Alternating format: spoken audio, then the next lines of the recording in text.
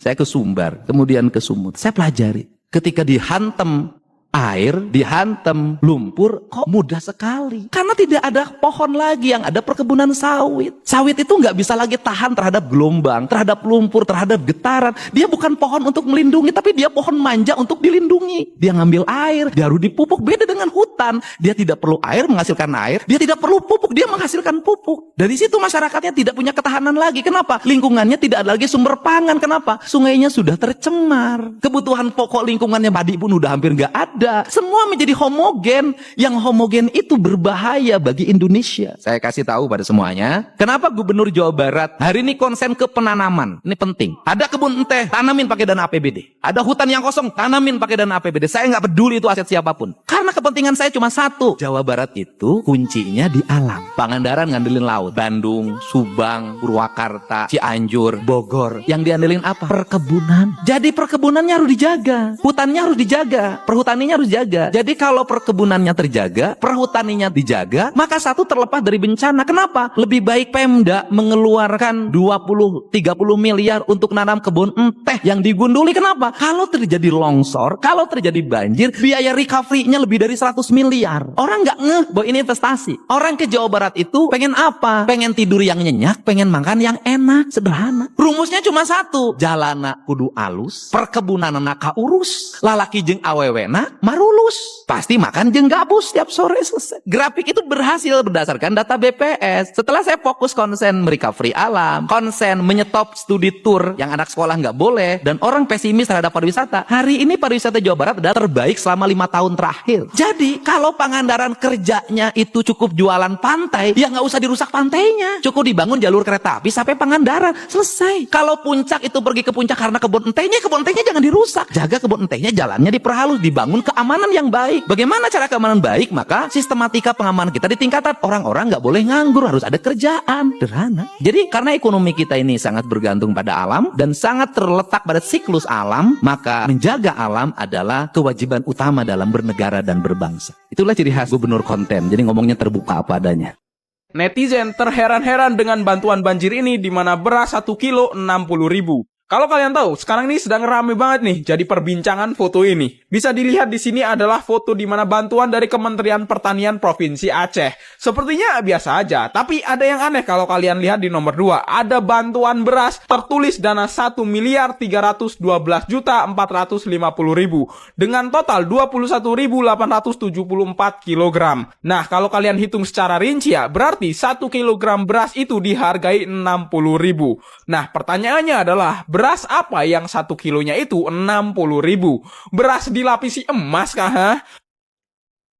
Padahal kalau kalian tahu ya, beras premium saja harga 60.000 itu udah dapat 5 kilo. Lah ini kok bisa-bisanya dihitung 1 kilo itu 60.000? Kalau dana beras ini emang bener-bener masuk kantong pribadi, itu sama saja ngambil 80% hak orang yang terkena musibah. Ini iblis aja gue yakin geleng-geleng melihat kelakuan para koruptor-koruptor negeri ini. Nah, setelah foto ini jadi perbincangan orang-orang di internet, Kementerian Pertanian langsung minta maaf dan mengkonfirmasi kalau harga 60.000 itu dihitung per 5 kilo. Menurut kalian sendiri gimana nih?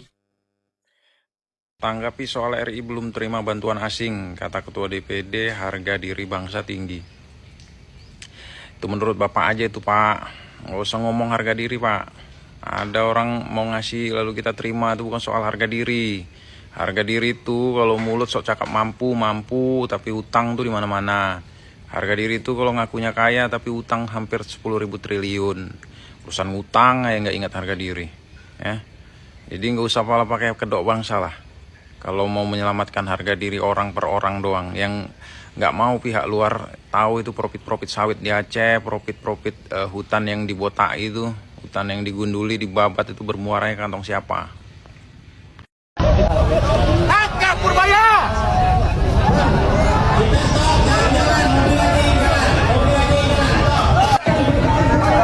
Yo. Tangkap Purbaya!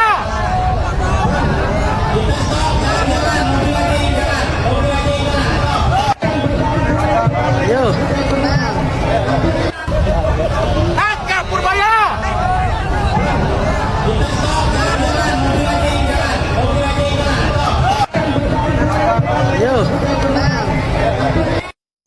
masa begini-gini dia lari di Medan lah, karaoke lah. Ada poti-poti yang cengeng seperti itu ya balik kanan aja. Buat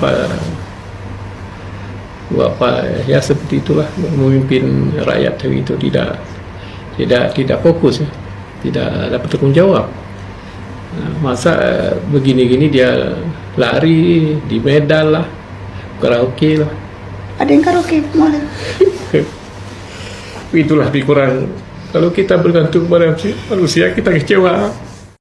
Bismillahirrahmanirrahim, lagi viral abang gue lagi-lagi dia ngomong apa yang dia omongin. Gue mau bikin video ini buat klarifikasi aja ya. Itu tuh bukan gue ya, gue manusia sendiri.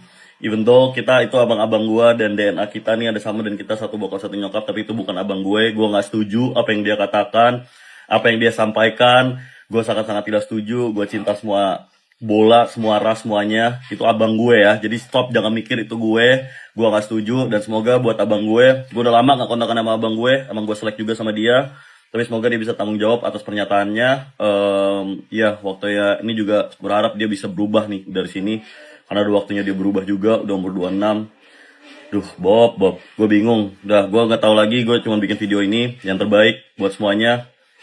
Berubah mas ya, udah please dong berubah, stop jadi kelihatan gimana, keren. Berubah ya, ini tulus nih gue gak bakal chat lu, gak bakal call lu, tapi gue cuma bilang berubah aja ya. Ini anomali banget ya, ini dua negara dengan deforestasi paling tinggi di dunia saling rangkul-merangkul. Jadi Indonesia menggelontorkan uang sebanyak 16,7 triliun kepada Brazil untuk program pemulihan hutan tropis. Aduh somplak, yang kita ketahui memang Brazil ini menduduki peringkat pertama negara dengan deforestasi yang tinggi. Namun Indonesia antum tahu peringkat keberapa? Indonesia menempati peringkat kedua setelah Brazil. Jadi beliau ini kocak. Pengrusakan hutan di negara kita ini nomor 2 loh terbesar di dunia. Malah anggaran uang dikasih ke negara Brazil untuk memperbaiki hutan tropisnya. Kenapa nggak dipakai tuh anggaran 16 triliun lebih itu dipakai untuk memperbaiki hutan di negara sendiri?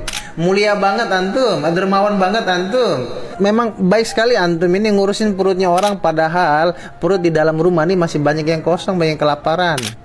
Luar biasa. Luar biasa banget. Gue mendapatkan DM spesial dari Om Dewan yang paling dicari di Indonesia, Ahmad Syahroni. Punten Om Syahroni. Pertanyaan Om, itikat baik Om untuk berkomunikasi akan saya jawab lewat video. Biar percakapannya transparan dan barangkali publik bisa ikut memberi saran dan beri masukan untuk Om Syahroni yang paling culture ini. Jadi gini, Om Dewan kita yang lagi libur atau non-aktif cuma 6 bulan ini, nanya atau ngomong kayak gini, karena statement gue di acara Mbak Rosi yang ini. Saya begitu kecewa dengan Syahroni ketika dia mengadakan syukuran, dan dia masih bisa-bisa mengatakan bahwa, ya itu paling yang terakhir rumah saya, quote-unquote, nggak bayar pajak, nerima bansos. Ini kalau bahasa Gen Z, ya Allah nggak kapok-kapok, tengil bet gitu. Anggap rumah ini adalah duit rakyat dari hasil pajak. Saya yakin tuh orang-orang yang teriak itu boro-boro bayar pajak. Pasti nunggu sembako juga. Dan ini jawaban saya. Pertama, kita tidak pernah membenarkan penjarahan yang terjadi kepada Anda atau pihak-pihak lainnya. Tetapi, kejadian itu harusnya jadi efek jera. Jadi pelajaran untuk tidak pernah satupun pejabat dan politisi merendahkan kemarahan publik, menyepelekan kritik publik, mendelegitimasi apa yang publik suarakan, jangan malah dikatain balik. Nah sekarang Om Syahroni nampaknya tidak jera, masih mencoba untuk menantang balik rakyat. Itu yang kemudian publik rasakan loh. Kedua, stop doktrin-doktrin yang bilang bahwa itu yang marah-marah pasti nggak bayar pajak. Sekarang, di mana bumi dipijak, kita dipajak. Beli rokok pakai pajak, beli motor pakai pajak, beli rumah bayar pajak, penghasilan bayar pajak, ke minimarket bayar pajak, apa yang nggak dipajak? Jadi jangan sampai mengkerdilkan publik marah dengan dibilang bahwa ini paling nggak bayar pajak. Kontribusi kita, publik, rakyat, menyumbang pendapatan terbesar APBN, yaitu pajak. Jadi kita ini kontribusi besar. Ketiga, pejabat harus stop statement seakan-akan yang menerima bansos itu tidak boleh marah, tidak layak untuk mengkritik, tidak punya kesempatan untuk juga menyuarakan pendapat maupun amarahnya. Karena bansos itu bukan hadiah dari negara. Maupun KIPK, maupun jalan tol, infrastruktur bukan hadiah dari negara. Itu adalah hak kami sebagai publik. Begitupun bansos adalah hak kami sebagai publik. Pajak yang rakyat kasih, kemudian penyelenggara negara berikan. Itu hak kami, bukan hadiah. Yang terima bansos sekalipun juga boleh marah kok kepada pejabat publik kita. Ya, begitulah Om Syahroni. Ada yang masih kurang? Apa udah cukup? Kalau udah cukup, kan Om Syahroni nggak jadi dipecat nih. Sesuai tuntutan publik. Malah jadinya cuma nonaktif 6 bulan. Ya, itu libur lah ya. Bisa kali ajarin kita main golf.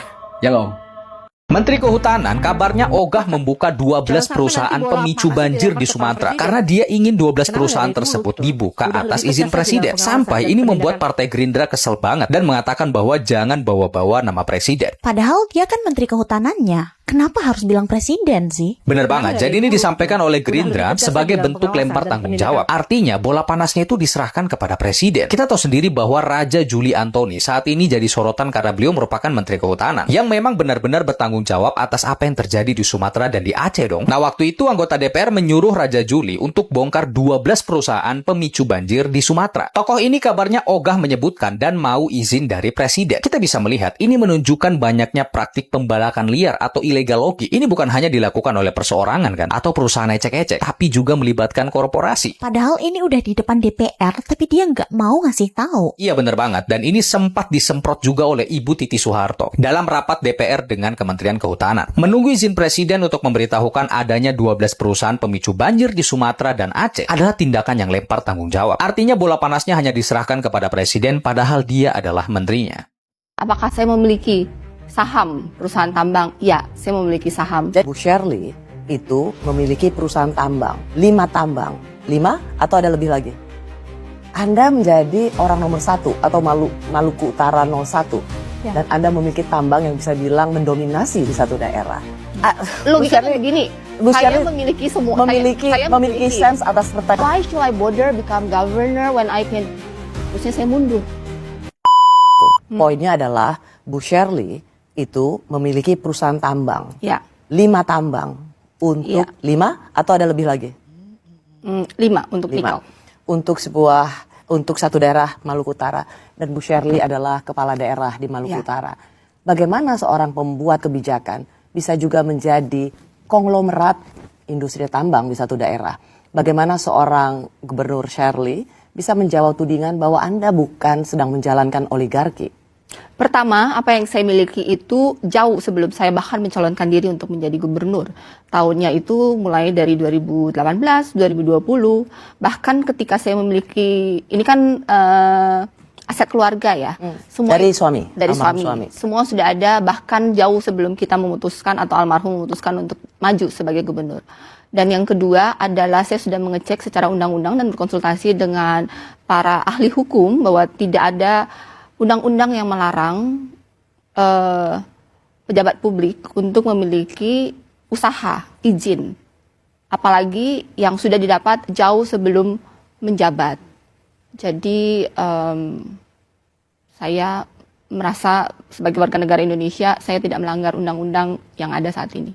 Undang-undang menyebutkan bahwa pejabat publik tidak boleh menjadi bagian dari pengurus perusahaan. Ya, tidak boleh menjadi pengurus. Oleh karena itu sebelum saya dilantik, saya sudah melepaskan kepengurusan saya yang aktif di semua PT yang saya miliki. Saat ini ya saya adalah pemegang saham pasif. Jadi saya tidak terlibat dalam rapat direksi, pengambilan keputusan, bahkan seluruh operasionalnya sudah kita serahkan kepada profesional. Tapi kan ini perusahaannya gubernur.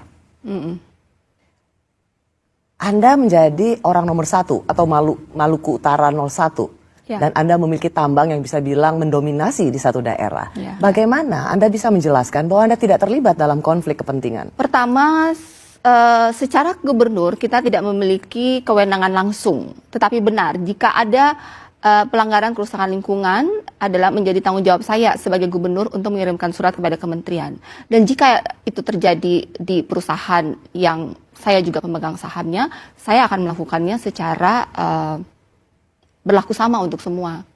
Mau perusahaan saya, perusahaan orang lain, siapapun yang melanggar kerusakan lingkungan, saya akan bersurat kepada kementerian untuk mengirim inspektorat untuk mengeceknya. Saya akan transparan dalam hal yang bisa ditransparansikan. Saat ini saya sedang membentuk Satgas karena baru ada terjadi rotasi dalam Kepala Dinas Lingkungan Hidup, SDM, dan Kehutanan. Untuk memulai yang baru, saya mengganti komposisi kepala dinas yang ada. Bukan berarti bahwa yang lama itu salah. Hanya untuk mengaudit yang lama, kita butuh tim yang baru. Dan saya baru melakukan rotasi itu kalau nggak salah 2 minggu yang lalu. Kita sekarang sedang membentuk Satgas. Kita sedang mendata berapa banyak IUP yang ada di Maluku Utara. Dokumen apa aja yang punya, yang tidak punya, dampak lingkungan, catatan dari masyarakat. Akan kita publikasikan semua secara transparan. Saya sudah biarkan publik melihat data, kita berbicara harus berdasarkan data. Tidak bisa katanya, diduga, semuanya harus berdasarkan data. Ya, masyarakat adalah rakyat, pemilik tambang adanya juga rakyat, semuanya harus didudukan di komposisi yang benar. Selama ada data, selama ada dampak, semuanya akan saya tindak lanjuti sebagai sesuai dengan aturan berlaku. Mungkin klise lah ya, orang mungkin tidak akan percaya, tapi logikanya begini, saya memiliki semua, saya memiliki sense atas pertanyaan saya selanjutnya. I know. Like teorinya kayak, why should I bother become governor when I can sembunyi dan orang tidak tahu yang aku miliki. Ini kan saya menjadi pejabat publik. It means I have to declare everything. And semua yang mereka lihat sekarang itu bukan baru ada di LHKPN. LHKPN-nya itu sudah ada lama. Data-data saham ini sudah ada lama. Saya menyadari dengan penuh ketika saya menjadi gubernur, hal ini akan diangkat. Saya tahu konsekuensi itu. Tapi saya tetap melangkah, saya transparan, I declare everything. Kalau emang saya niatnya jelek, I won't declare everything. Dan ketika saya sudah tahu, karena saya sudah declare everything years before, harusnya saya mundur. Tapi saya tuh sekarang ada di spotlight. Everyone can judge me. Everyone bisa buka yang saya miliki. Dan apapun yang saya bicarakan, mereka akan tidak percaya. Jadi ya hanya waktu dan output saya yang bisa membuktikan. Emang iya, influencer atau artis harus izin dulu baru boleh kasih bantuan? Menteri Sosial RI Saifullah Yusuf bilang, masyarakat yang mau berdonasi secara swadaya harus bertanggung jawab. Bertanggung jawab dalam menjadi perpanjangan tangan mereka yang memberi kepada korban bencana di Sumatera. Hal ini disampaikannya di kantor Kemensos pada Selasa siang menanggapi maraknya donasi dari artis hingga influencer. Jadi dia nganjurin donatur supaya dapat laporin dan ajuin izin untuk kasih bantuan. Menurutnya pelaporan dan izin ini adalah bentuk antisipasi. Jadi penggunaan donasi lebih transparan dan gak disalahgunain. Meski demikian, Mensos juga bilang kalau semua donasi yang sudah diberikan selama ini adalah hal baik dan harus diapresiasi. Wah, menurutmu gimana guys? Apakah donasi dari influencer atau artis harus lewat izin pemerintah? Coba tulis di kolom komentar. Ini lucu ini. Kok bisa dana desa di stop yang demonya kades? Biasanya kan rakyat, warga, kalau di stop misalkan BLT atau bansos. Nah ini kades. Ngapain ribet pak? Itu jebakan tahu dari Menteri Purbaya. Untuk mengendus siapa-siapa aja yang nggak beres dalam pengelolaan dana desa. Lucu ya negeri ini, lucu. Saya menyampaikan salam dari Ibu Ketua DPR, Ibu Puan Maharani kepada saudara-saudara sekalian. Saya diminta mewakili menyampaikan salam hangat dari Ibu Ketua DPR, Ibu Puan Maharani kepada saudara-saudara sekalian. Bahwa muka kau udah seneng kan sama kami dari tadi. Nah, muka aku kayak gini, jadi aku harus kayak mana? Aku harus berprestasi. Kau aja mau dikit kau, apa nama dikit kau? Ya, nama dikit kau, muka kau jutek kali bapaknya. Ini muka orang ini jutek nih. Wigo Marel 45. Kita mau belanja. Di sini kita mau belanja banyak buat korban banjir. Tadi kita minta tolong. Kita belanja di sini loh, belanja di sini. Belanja di sini. Kalian udah kalian usir kami masalah parkir aja di sini sebentar. Sebentar masalah parkir. Bentar dulu, kita juga tahu apa belanja. Kita tahu. Ini hujan sebarang. Ini kalau ya Allah deh. Ini parkir mobil saya di mana emang? di sini. Ini barang aja nunggu loh, Bang. Ini nunggu. Tengok itu. Ini kan masih ada loh di sini kan. Masih ada, bukan lama-lama kali belanja. Ini korban untuk banjir dari Aceh loh. Kalian buru-buruin kami. Kita baru masuk loh padahal. Udah cepat-cepat kalian usir kami. Kayak gini sama apa? Pelanggan. Loh, muka saya cuma kayak gini loh, Bang. Muka saya kayak gini dari pabriknya di sana kayak gitu. Enggak mungkin saya dong operasi plastik demi abang yang mau nengok abang gitu kan. Iya. Gimana? Jadi ini pelayanan Wigo ya, Wigo Marelan pasal 5 ya. Aku tengok pun semua mau belanja, tiba-tiba kita disuruh pergi hanya perkara mobil di situ. Udah jauh loh padahal mobil kita udah jauh. Muka kau gak senang kan sama kami dari tadi. Memang muka aku kayak gini, jadi aku harus kayak mana? Aku harus berprestasi. Saya pelajar mau dikit kok, apa dikit kau ya. Lama dikit kau, muka kau jutek kali makanya. Dari tadi kau tahu. Dan tadi gak senang ini orang. Kurang ajar. Kau banyak gitu. Sini. Kau banyak gitu. Sini. Sini kau. Kau anjingin. Dianjingin. Sini kau. Ben tahu kau. Apa kau anjingin? Sini kau. Siapa kau anjingin? Siapa kau anjingin? Sini. Sini kau. Sini kau. Kau anjingin. Anjingin. Udah ada yang udah lawan apa aja dia beraja. Dianjingin ya orang. Ya Allah, saya mau belanja buat korban banjir di sini. Kami mau belajar buat kamu belajar Bu di sini. Tapi Ya muka Allah, kita ya Allah, ya Allah. Kita amankan nenek. Ya Allah, kayak gini. kita mau belanja buat korban.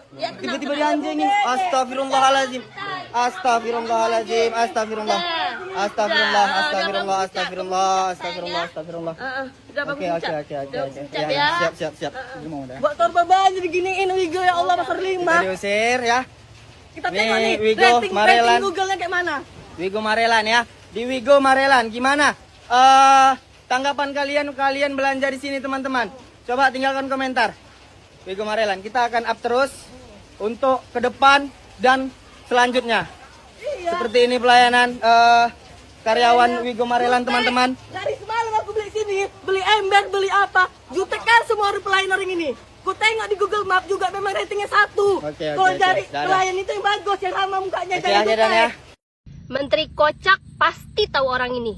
Haji Pablo Escobar, dia pengusaha rokok ilegal di Konoha, tapi sampai saat ini belum pernah tersentuh hukum. Kenapa demikian? Karena beliau bagian dari tim ses presiden, sampai-sampai rakyat di sana pun rela mempertaruhkan nyawa demi beliau. Dia punya ratusan ribu massa dan dikenal sebagai orang yang dermawan dan suka berbagi. Semenjak ada rokok ilegal, ekonomi di daerah tersebut jadi meningkat pesat. Dia buka banyak lapangan pekerjaan dan petani tembakau pun jadi makmur. Dia berani ambil tembakau ke petani dengan harga yang cukup tinggi. Tapi kalau petaninya menjual lagi ke pabrik besar, justru petaninya malah rugi. Kalau dilihat dari sudut pandang hukum, jelas itu melanggar. Tapi kalau dilihat dari norma kemanusiaan, kalian bisa tulis sendiri di kolom komentar. Dan lucunya, Menteri kocak cuma bisa gigit jari. Rasa gaya. Halo guys. Saya pakai media. Nah, media mas. Hari ini saya ketemu orang miskin, tidak akan menyelesaikan masalah. Lek kue gelem ya silahkan. Nek aku aku banget. Usah. Ikhlas saja. Jadi diri kita sendiri. Nih masih ingatkan waktu Gubernur Jawa Tengah, gubernur saya nyinyirin Gubernur Jawa Barat, KDM, katanya gubernur konten, halo guys, kan begitu dia nyinyirin.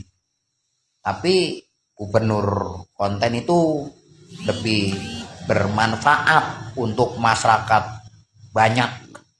Buktinya banyak tuh dibantu sama KDM gara-gara halo guys itu kan dapat duit dari guys itu kan bermanfaat untuk masyarakat sekaligus jadi gubernur Jawa Barat. Buktinya kemarin waktu datang ke Aceh tuh sambil membantu masyarakat Aceh yang terkena bencana itu disambut luar biasa oleh masyarakat Aceh. Berarti kan lebih bermanfaat gubernur konten. Guys itu kan ada manfaatnya, ada faedahnya, ada manfaatnya untuk masyarakat banyak. Ya kan? KDM itu membantu bukan masyarakat Jawa Barat saja, tetapi seluruh masyarakat Indonesia. Pasti kalau kesusahan KDM dengar pasti dibantu. Lah kalau gubernur saya, manfaatnya apa? Coba dipikir sendiri sama masyarakat Indonesia. Ya, atau masyarakat Jawa Tengah, termasuk saya kan masyarakat Jawa Tengah tuh. Ya kan? Saya lebih suka kepada gubernur Jawa Barat. karena banyak manfaatnya, banyak banget manfaatnya. Tapi kalau gubernur saya nggak tahu manfaatnya apa. Tuh banyak tuh rumah-rumah rusak di tempat saya itu. Banyak orang-orang miskin di tempat saya tuh. Rumahnya pada bodol.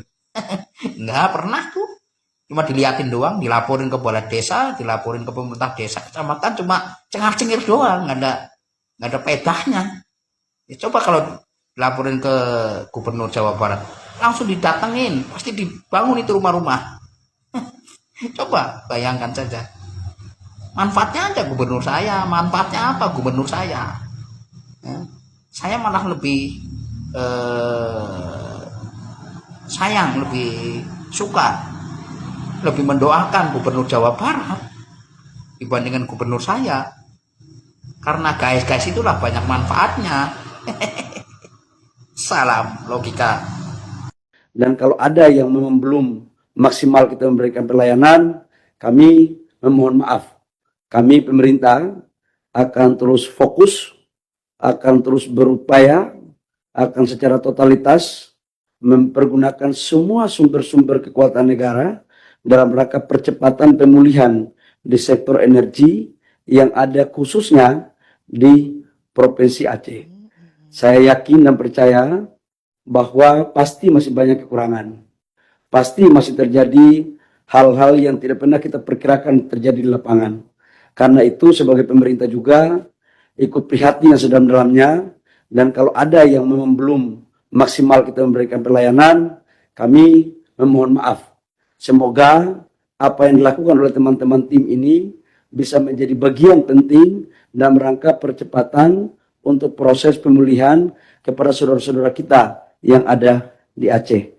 Setelah adanya bencana banjir bandang dan juga tanah longsor, maka ada kerusakan yang sangat masif di sistem kelistrikan Aceh. Pertama adalah transmisi antara Biren dengan Arun. Ada 6 tower yang rubuh karena sungai yang tadinya lebarnya 80 meter menjadi sekitar 300 sampai 400 meter, dan tower-tower kami terbawa banjir bandang dan juga kabelnya juga hilang. Dampak dari kerusakan ini, maka pembangkit kami di Arun tidak bisa mengaliri Banda Aceh. Maka Banda Aceh mengalami pemadaman bergilir. Masih ada pasokan ke Banda Aceh dari Nagan Raya, tetapi kapasitasnya tidak cukup. Maka Banda Aceh mengalami pemadaman bergilir. Sedangkan ada juga kerusakan yang lain, yaitu transmisi dari Biren menuju ke Aceh Tengah, Takengon, dan juga Benang Meriah. Ada tower-tower kami yang juga ambruk.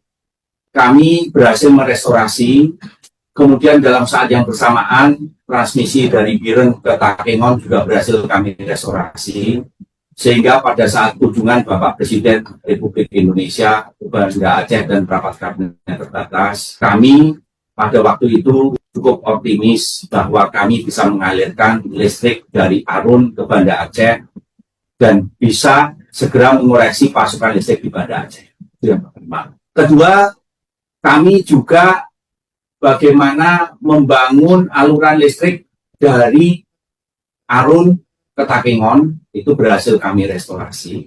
Nah, dalam proses ini kami memberikan informasi yang tidak akurat kepada Bapak Menteri SDM, di mana begitu sambungan transmisi dari Arun ke Biren itu sudah pulih secara fisik, kami harus masih menyambung secara sistem.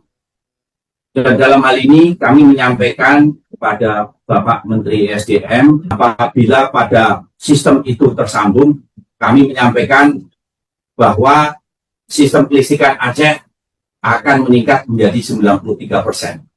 Ternyata dalam proses listrik dari Arun ke Banda Aceh, kami menghadapi tantangan hambatan teknis. Kenyataannya bahwa penyaluran listrik ini jauh lebih berat daripada perkiraan kami. Nah, untuk itu dalam hal ini kami menyampaikan permohonan maaf yang sedalam-dalamnya kepada seluruh masyarakat Aceh, karena kami sudah menyampaikan informasi bahwa sistem kelistrikan apabila koreksi kami untuk penyaluran listrik dari Arun ke Banda Aceh bisa berjalan lancar, maka akan meningkat menjadi 93%, ternyata menghadapi tantangan teknis yang sangat berat. Masih ada? Ya. Hanya informasi aja Pak. Ya.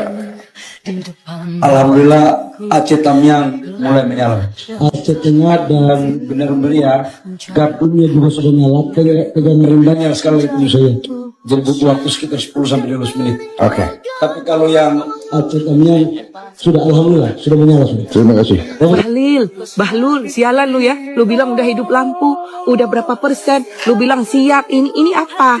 Bisa-bisanya lu ngeprank presiden ya. Bisa-bisanya lu ngeprank presiden, lu bilang hidup lampunya udah berapa persen ini hidup.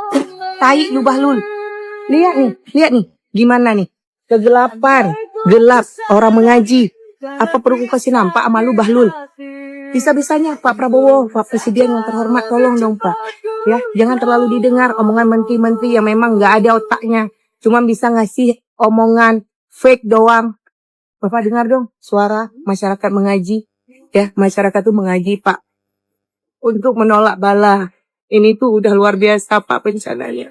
Lampu menyala sudah cepat. Malam ini nyala Pak. Nyala. Semua sekarang nyala gitu. Seluruh Aceh. Seluruh Aceh 93%. Malam ini Aceh semua nyala. 93%. Alhamdulillah. Hingga memasuki pukul 00.20 waktu Indonesia Barat, Senin 8 Desember 2025, sebagian titik di wilayah Banda Aceh dan Aceh Besar listrik masih padam. Seperti salah satunya di kawasan Krungcut, Desa Bait, Kabupaten Aceh Besar. Hingga saat ini lampu belum menyala. Seperti inilah kondisi perumahan warga. Jalanan sepi, kondisi benar-benar gelap. Tidak ada satupun penerangan.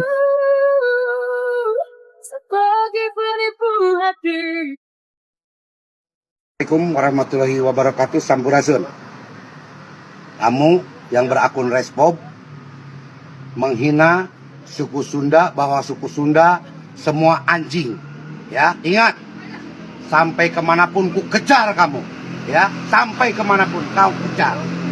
Tidak ada kata maaf bagi kamu. Ya, karena kamu sudah mengatakan suku Sunda semua anjing. Berarti orang tuaku, nenekku, buyutku, kau katakan samakan dengan binatang, anjing. Ingat, maaf tidak cukup bagi saya, orang Sunda. Kemanapun kamu lari, ku kejar. Ya, pertanggungjawabkan dengan hukum.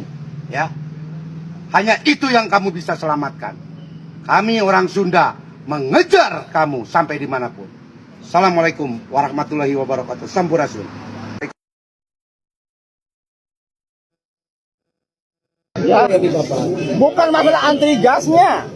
Anak kami lapar, butuh makan, butuh kehidupan. Lu laki-laki nggak berguna, bagus mati aja gitu. Lu kalau bisa bikin sampai anak lu sampai nggak bisa makan, lu nggak usah punya anak. Itu tindakan kriminal lu punya anak di saat kondisi lu kayak gitu. Lu cuman pengen ngewenya doang, nggak pengen tanggung jawabnya, kan gila gitu. Nanti orang yang lu salahkan ini akan berubah terus. Sekarang lu salahin pemerintah, oke. Nextnya lu akan salahin orang yang bikin teknologinya. Lu akan salahin orang yang bikin robotnya nanti. Pak, baka nabigin ko pakai soalnya topeng, buka saga, ano yan.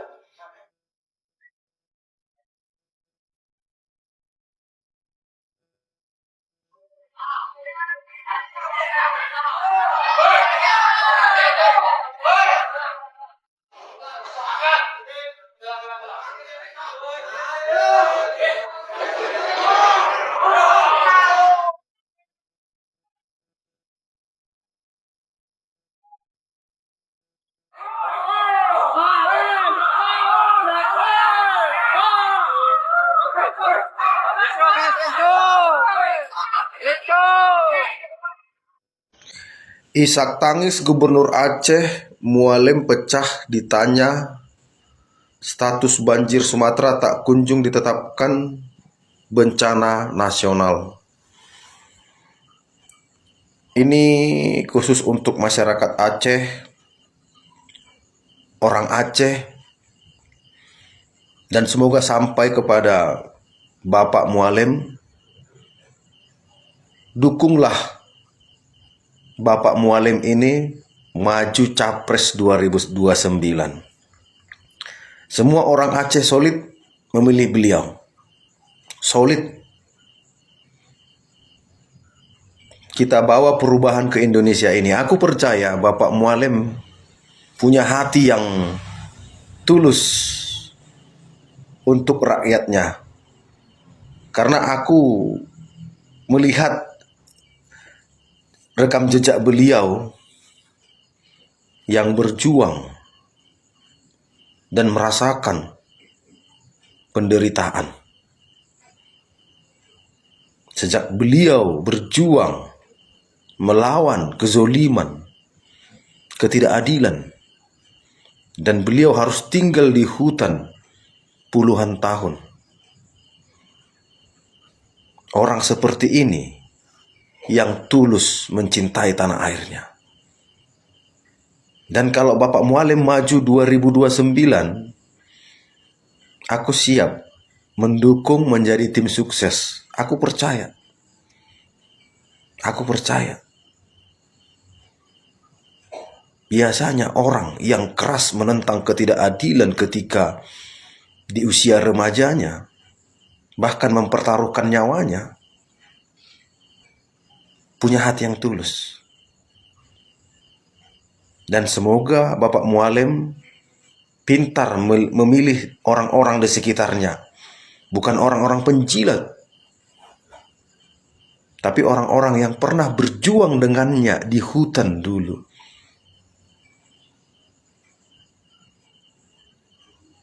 Kalau untuk Bapak Prabowo, cukuplah Bapak Prabowo 1 periode. Cukuplah. Bapak Prabowo cukuplah 1 periode. Entah apa isi hatimu Bapak Prabowo. Entah apa isi hatimu. Ketika Aceh berduka, ketika Sumatera Utara berduka, ketika Sumatera Barat berduka, Bapak berdiri di podium memuji-muji Bahlil, memuji-muji doa menteri, dan mempromosikan sawit sambil ketawa. Di mana yang katamu kamu mencintai rakyatmu, Bapak Presiden? Di mana yang Bapak ketika kampanye mengatakan di sisa umur saya akan memberikan yang terbaik untuk negara. Bahkan saya siap mati. Tapi menunjukkan rasa duka, bela sungkawa pun Bapak tidak ada. Terbuat dari apa hatimu Bapak Prabowo? Kenapa enggan menetapkan bencana nasional? Apakah Bapak lebih menjaga jabatan Bapak supaya tetap baik di mata dunia daripada membantu rakyat yang pernah memilihmu, mendukungmu? Tapi memang Bapak Prabowo ini benar-benar tidak peduli kepada rakyat. Saat dulu demo tanggal 28 Agustus, Bapak Prabowo asik bagi bintang jasa kepada orang-orang yang kami pun tidak mengenal mereka siapa. Bahkan ada mantan napi koruptor. Ketika rakyat luka-luka, ada yang korban jiwa bentrok dengan polisi, malah Bapak memerintahkan Kapolri memberikan penghargaan luar biasa kenaikan pangkat kepada polisi yang luka. Tapi Bapak tidak mengobati rakyat yang luka. Pak Prabowo, Bapak tidak mencintai rakyat Indonesia. Bapak berkali-kali mencalonkan presiden dan kalah dan terpilih karena rakyat kasihan memberi kesempatan, dan ternyata kelihatan Bapak tidak mencintai rakyat. Bapak hanya ingin berkuasa, dan ada pidatomu mengatakan 20 tahun Bapak tidak berkuasa dan sangat sulit mendapatkan kredit untuk perusahaan-perusahaan Bapak. Jadi tujuan Bapak menjadi presiden bukan untuk mensejahterakan rakyat, tapi ingin berkuasa.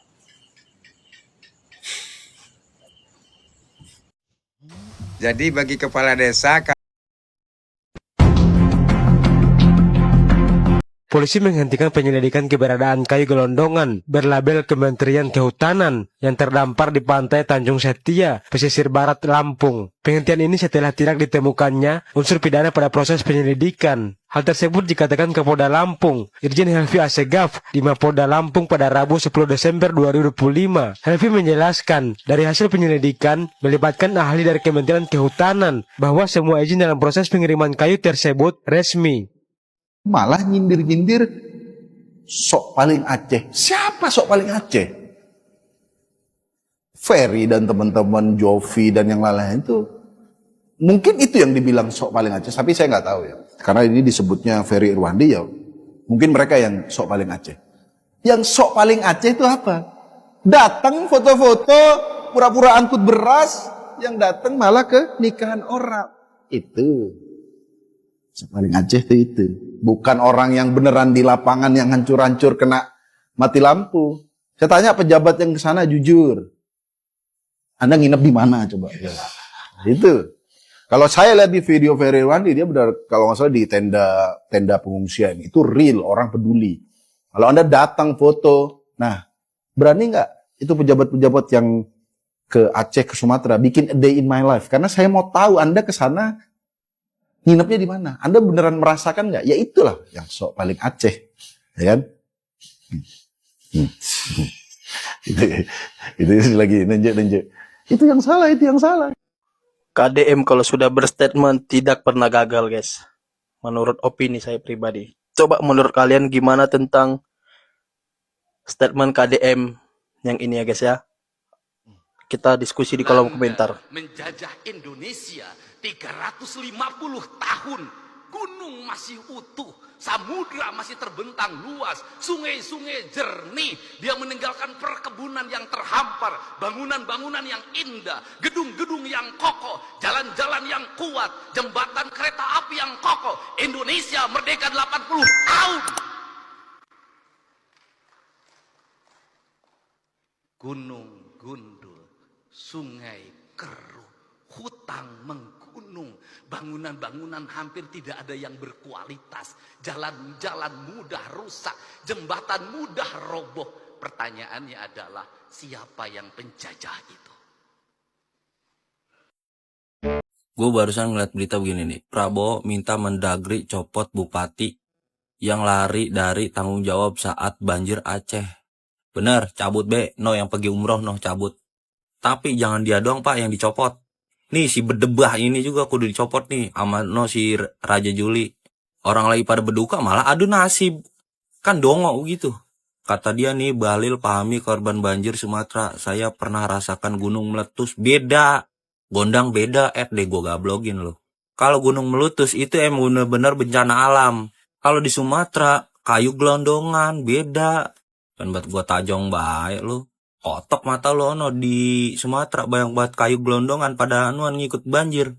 Enak banget gue sama orang ini atuh nih. Kan buat gue kecoh we rasanya.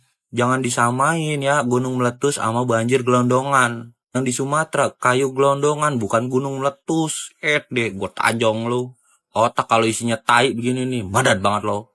Terus kalau lu lihat dari mungkin bencana alam atau mungkin peristiwa-peristiwa yang lu dapat di tahun 2025 ya sama 2026 yang kita perlu antisipasi kali ya kalau ada ya, nggak usah dipaksa sih. Muncul ada dari atas turun ke bawah deras, hantaman rumah dihantam tinggi sampai ke bukit, air deras, air ini sehubungan dengan unsur air, air deras cukup tinggi sampai ada rumah yang tenggelam, ada yang ke bawah arus manusia dan lain-lain. Di sini Sumatera, di sini Jawa, Sumatera, Jawa, Sulawesi, Kalimantan, Nusa Tenggara.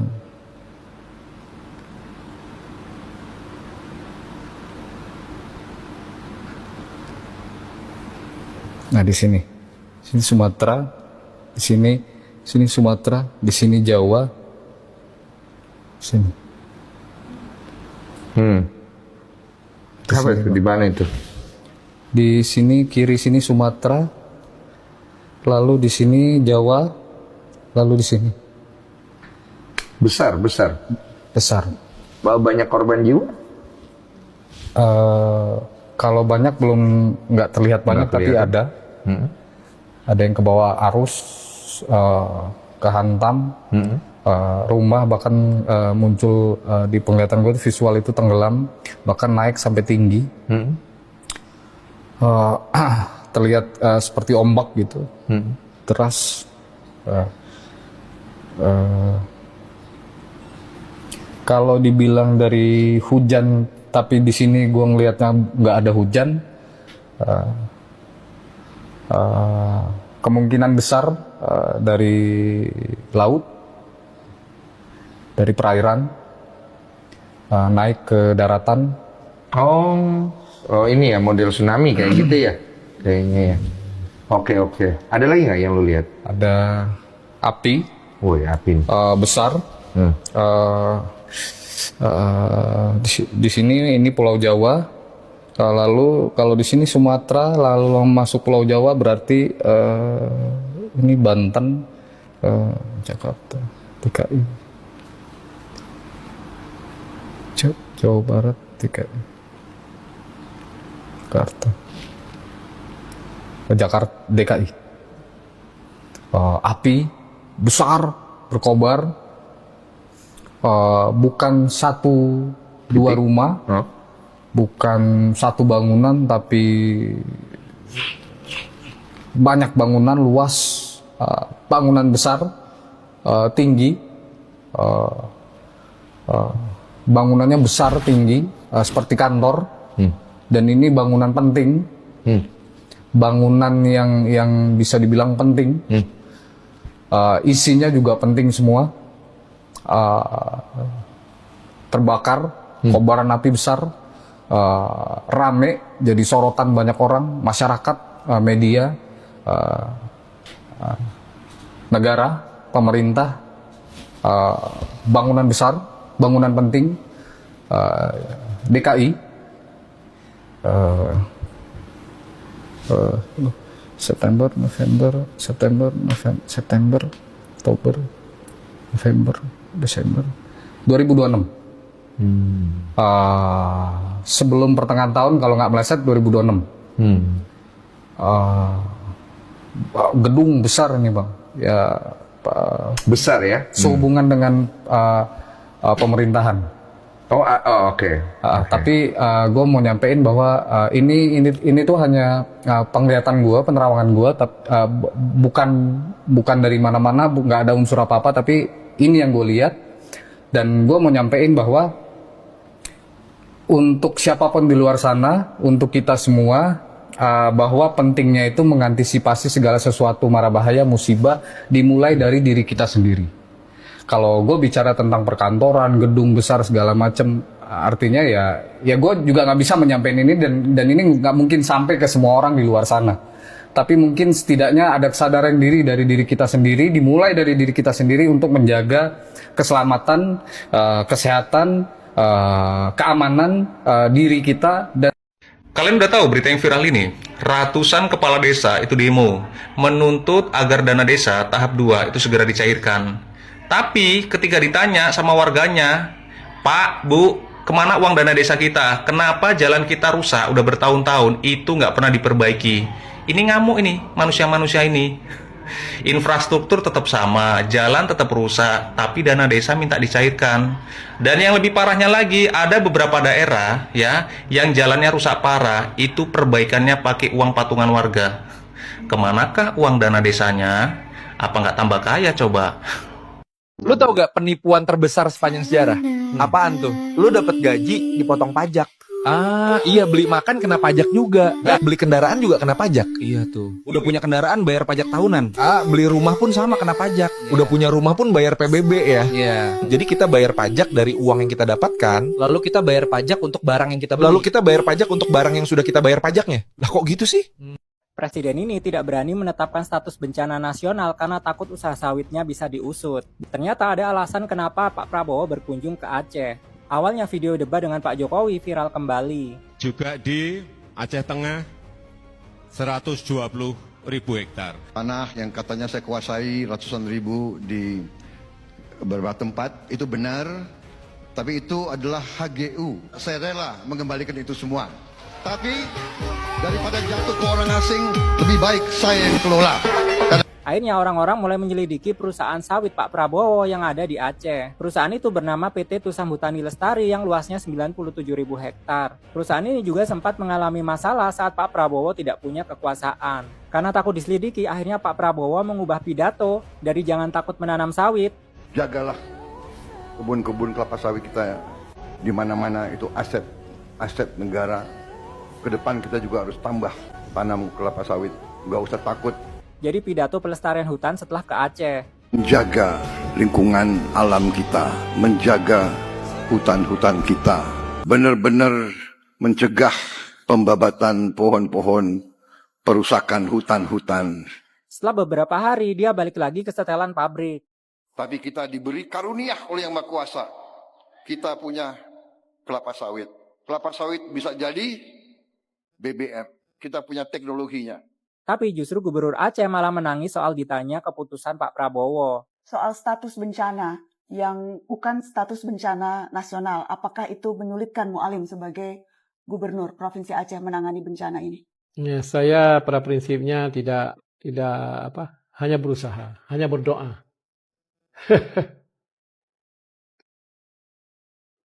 Semoga bantuan cepat.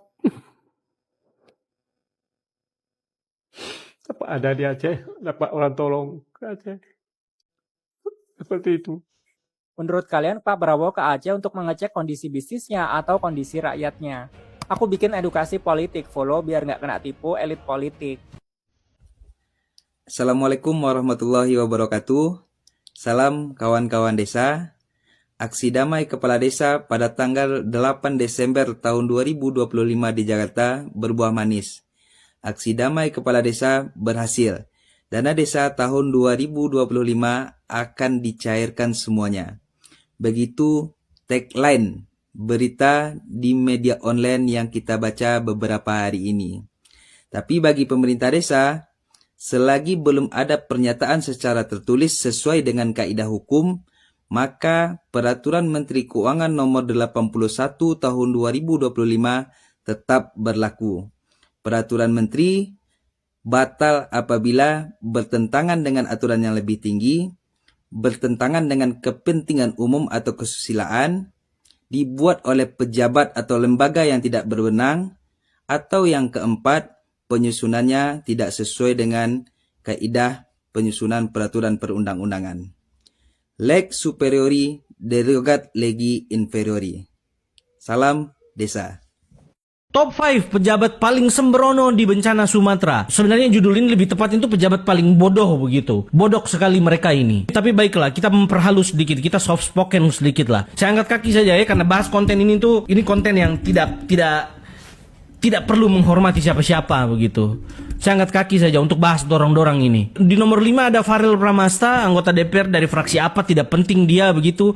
Dari partai apa juga terserah kau. Yang datang dan pakai rompi anti peluru. Rompi anti peluru kah, rompi anti tenggelam kah, itu sangat tidak empatik sekali. Sangat nir empati. Kau datang di situ untuk apa, Farel? Kau datang ke sana untuk apa? Saya tanya kau datang ke sana buat foto-foto, kau kira kau artis? Kau kira kau masih artis? Tidak penting kau, bos. Kau tidak penting. Kau tidak penting sekali. Kau tidak penting datang dari Jakarta dan pergi di tempat bencana dan orang repot-repot untuk urusi kau, itu tidak penting sekali kau. Dan kau pakai kau punya rompi anti peluru itu, siapa yang tembak kau di sana? Orang-orang lagi pada berduka, pada kehilangan kayak begitu. Jangan datang di orang yang lagi sedang berduka kehilangan dan tiba-tiba kau datang dan membuat sebuah gestur safety. Orang mati di sana dan kau datang dengan kau punya rompi anti peluru dengan logo anggota DPR-mu yang tidak jelas itu, dengan namamu tercetak besar-besar di sana. Kau kira kau bagus? Nol besar kau. Di nomor 4 pejabat paling sembrono di bencana Sumatera. Kenapa kau ikut-ikutan dalam urusan ini? Erick Thohir, bikin apa kau berencana kasih bantuan alat olahraga ke korban bencana alam ini? Apa urgensinya saat ini? Dan apakah harus sekarang kau bilang ngomong begitu? Apakah harus hari ini banget gitu? Walaupun tujuannya itu di masa pasca rehabilitasi nanti, tapi itu nanti baru kau bicara.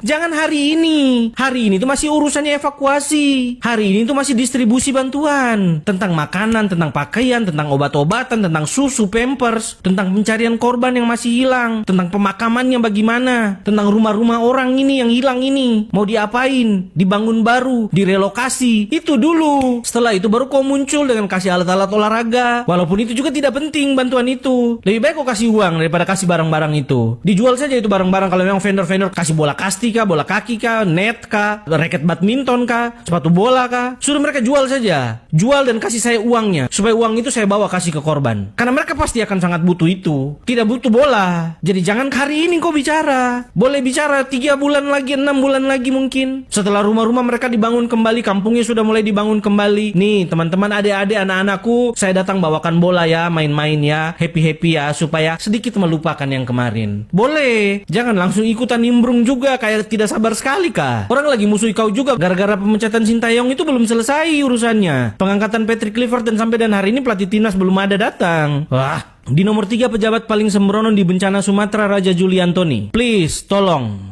kau tidak mampu.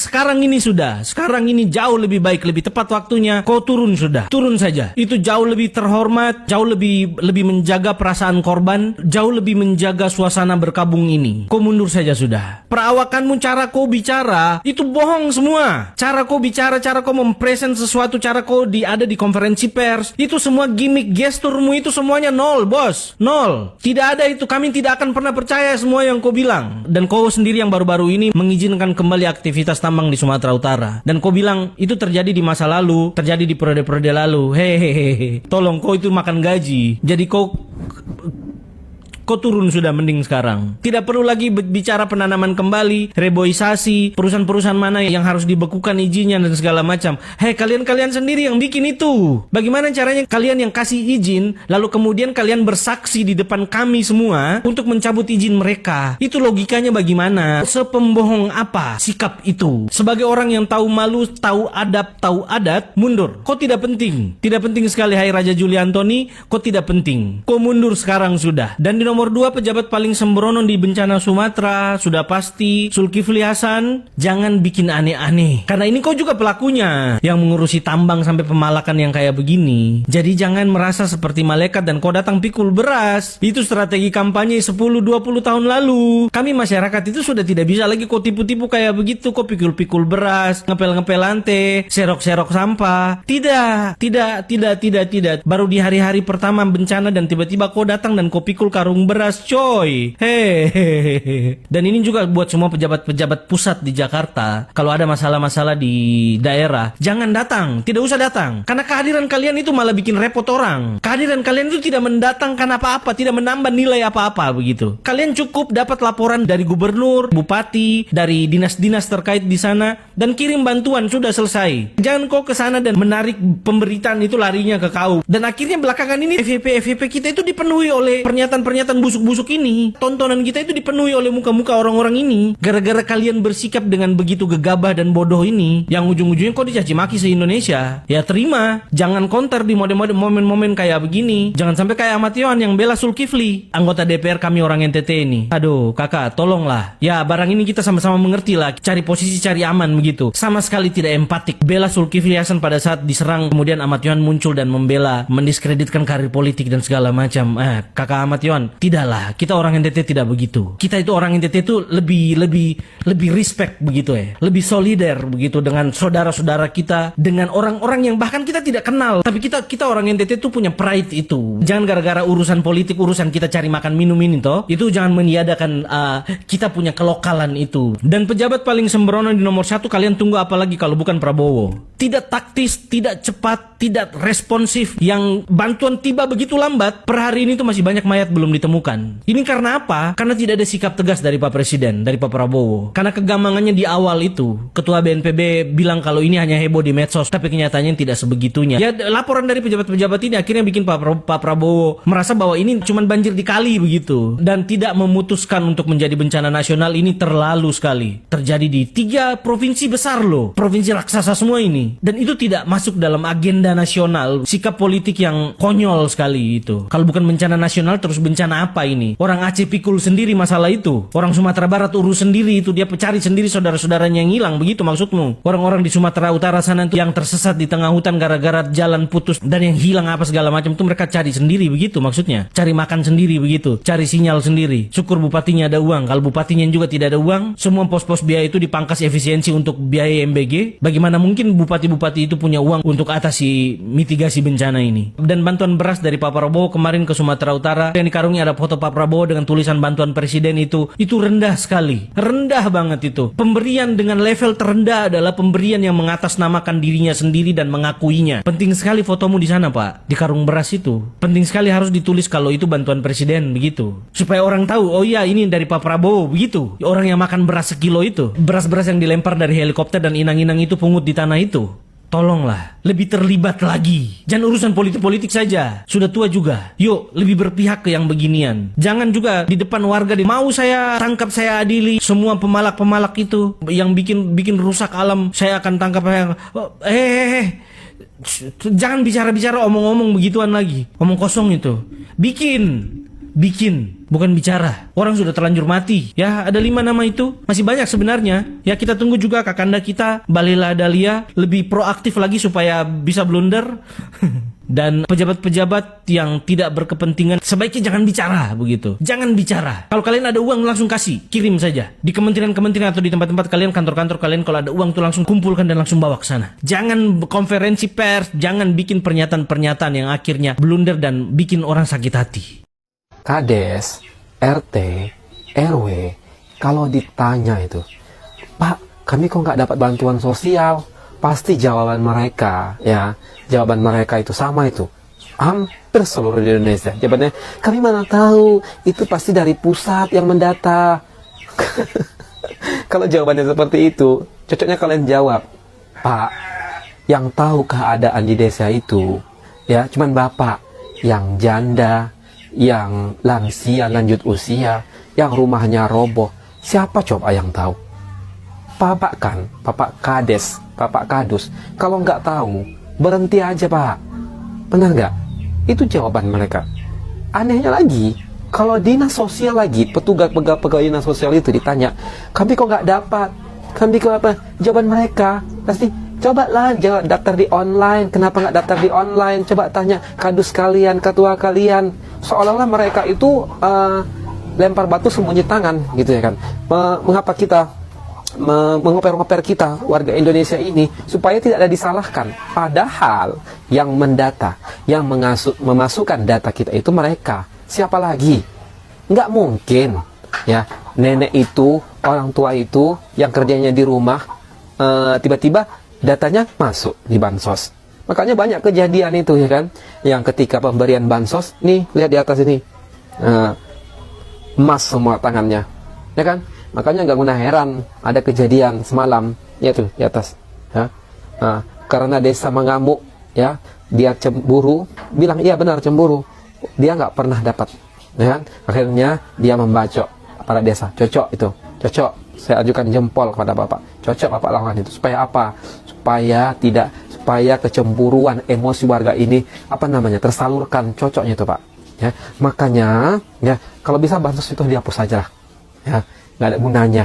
Bagus untuk subsidi bahan pangan, bahan pokok supaya murah, ataupun subsidi BBM biar lebih murah. Jadi semua bisa menikmati, semua bisa merasakan kenyamanan bisa menutupi kebutuhan pokoknya. Daripada seperti ini bisa menimbulkan kecemburuan sosial. Benar nggak menurut Anda?